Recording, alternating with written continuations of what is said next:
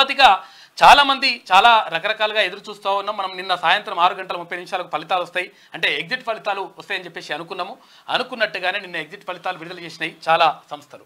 అయితే అందులో ప్రధానంగా కేంద్రంలో మళ్ళీ ఎన్డీఏ అంటే భారతీయ జనతా పార్టీతో కూడుకున్నటువంటి ప్రభుత్వం అధికారంలోకి వస్తుంది, 300కు పైగా సీట్లు అక్కడ గెలుచుకుంటుంది అని చెప్పేసి చాలా సంస్థలు చెప్పినాయి. కొన్ని సంస్థలు ఇండియా కూటమి కూడా గెలుస్తుందని చెప్పేసి చెప్తా ఉన్నాయి.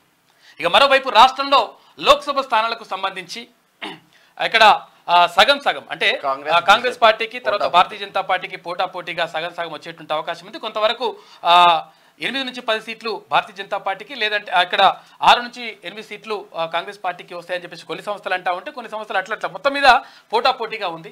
అయితే ఇక్కడ ఎంఐఎంకి సంబంధించి ఒకటి వచ్చేటువంటి అవకాశం ఉంది. తర్వాత ఇక్కడ ఏది బీఆర్ఎస్ పార్టీకి సంబంధించి ఒకటి రావచ్చు రాకపోవచ్చు, మొత్తం మీద గ్యారెంటీ లేదు. మెదక్ పెట్టుకున్నారు, పోయే అవకాశమే ఉంది. మెదకు ఒకవేళ అటు ఇటు అన్నట్టు ఉంది, అది ఆ పరిస్థితి ఉందంట. మొత్తం మీద ఈ ఎగ్జిట్ పోల్స్ ఇట్లా ఉన్నాయి.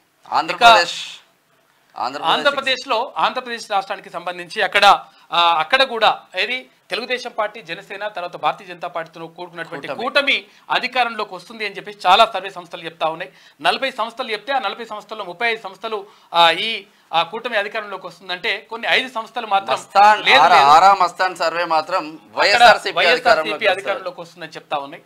మొత్తం మీద చూడాలి, అంటే ఇప్పుడు వీళ్ళు చెప్పిందే వస్తుందా వీళ్ళు చెప్పింది రాదా అంటే వీళ్ళు ఏం డిసైడ్ అయ్యారు. కాకపోతుందంటే ఇవి అంచనాలు మాత్రమే.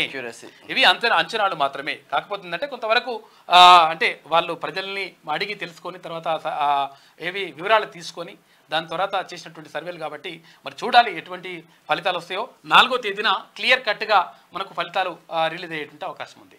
ఇక మరోవైపు ఎమ్మెల్సీ ఎన్నికలకు సంబంధించి ఏది పట్టభద్రుల ఎమ్మెల్సీ నల్గొండ, వరంగల్, ఖమ్మం జిల్లాలకు సంబంధించినటువంటి పట్టభద్రుల ఎమ్మెల్సీకి సంబంధించి కూడా కొన్ని సర్వే సంస్థలు అంటే ఫలితాలను ప్రకటించినాయి. అందులో తీన్మాన్ మల్లన్న భారీ మెజార్టీతోటి గెలిచేటువంటి అవకాశం ఉంది.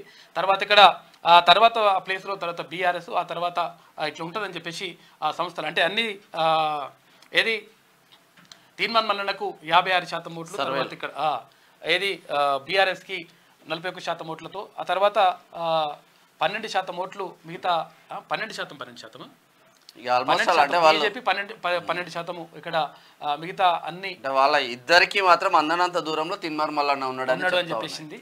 అయితే కొంతవరకు దుష్ప్రచారం చేసిండ్రు, రకరకాలుగా దుర్మార్గంకు పాల్పడ్డారు. తర్వాత బీఆర్ఎస్ అక్కడ కేటీఆర్ ఈ బ్యాచ్ ఏం చేసినా కానీ ఎట్టి పరిస్థితుల్లో అట్లా కాదన్న ఆయన తీన్మాన్ మల్లన్న అనేటువంటి వ్యక్తి ప్రజల కోసం మాట్లాడే వ్యక్తి, ప్రజల పక్షాన నిలిచే వ్యక్తి, ప్రజల కోసం కొట్లాడి ప్రజల కోసం జైలుకి వెళ్ళినటువంటి వ్యక్తి. కాబట్టి ప్రజలు అంటే ఇక్కడ పట్టభద్రులు తీన్మాన్ మల్లన్న వైపే ఉంటారని చెప్పేసి చాలా సర్వే సంస్థలు మాత్రం చెప్తా ఉన్నాయి.